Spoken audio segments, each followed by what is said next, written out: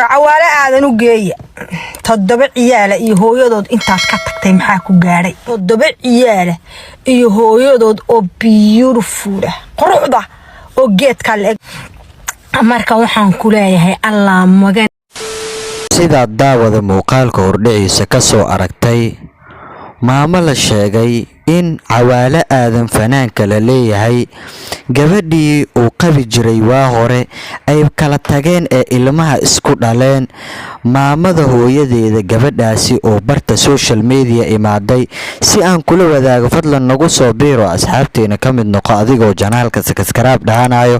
gambaleelkana u furanayo muuqaalkana like la dhacayo wixii fikirkaaga ee commentiga noo la wadaag fanaanka cawaale aadan oo maamo hadda social media bartaas muuqaal laga soo dhigay maamo hadda la sheegay in fanaanka cawaale aadan gabadhii hore dumaashidii hore uu qabi jiray xaaskiisa hore X hooyadeeda oo barta social media imaaday ayadoo cawaale aadan aad u karbaashtay hadalana ku tiray hadaladaasi oo kamid ahaa in cawaale ay ku dhacday gabadheeda waxa ugu tagtay Mrs. Xiis darteeda ayada iyo ciyaalkeedana waxa gabadheeda u furtay Mrs. Xiis maantana Mrs. Xiis way ka tagtay ama waa kala tagteen cawaalow rajadaada qoys ayay taagan tahay ciyaalkaagina waa weysay gabadhii oo gabadheeda aheedna waa furtay oo nafsi ayaad ka gashay maamada oo aad u dacwo oo aad u kulul oo eraya aad ayada oo zaaid u careysan muuqaal ay soo duubtay barta social media qabsaday in cawaale aad iyo aad ay u karbaashtay iyo hadallo ay ku leedahay gabadheeda qoftii darteeda ugu tagtay iyo jaceelkii sheegaysay jaceelkiyo idil laba bari ayuu ku soo qoostay maadaama bariyii ugu dambeeyay cawaale iyo Mrs. Xiis ay isfureen ay kala tageen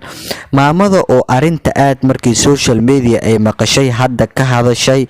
maamadaas oo muuqaalkeeda barta social media markii ay soo dhigtay aad u gilgilay dad badan ay ogaadeen in ay tahay xaaskii hore cawaale aadan uu furayay hooyadeeda oo aad hadda cawaale aadan dhaga hadal kulul iyo aad waxyaabo badan eedeymo badan ka sheegatay ciyaalkiisa in uu u dayacay jacayl dartiisa oo Mrs. Xiis uu u qabo iyo jaceelkii Mrs. Xiis in uu laba bari ku soo dhamaaday iyo wixii jaceelkii iyo ciyaalkiisa iyo naagtiisa furiinkii uu ugu tagay jaceelkii idilba inuu laba bari ku soo dhamaaday ayay maamadaas barta social media ka dhex cadeysay cawaale aadanna hadda inuu qoysba taagan yahay xaaskiisa iyo ciyaalkiisana Mrs. Xiis ugu tagay darteeda in ay kala tageen oonsan waxba meel ku hayni muuqaalka maamadaas ayaan kula wadaagi doonaa soo dhawow daawade warcawaale aadan u geeya toddoba ciyaala iyo hooyadood intaad ka tagtay maxaa ku gaadhay toddoba ciyaala iyo hooyadood oo beautiful ah quruxda oo geedka leeg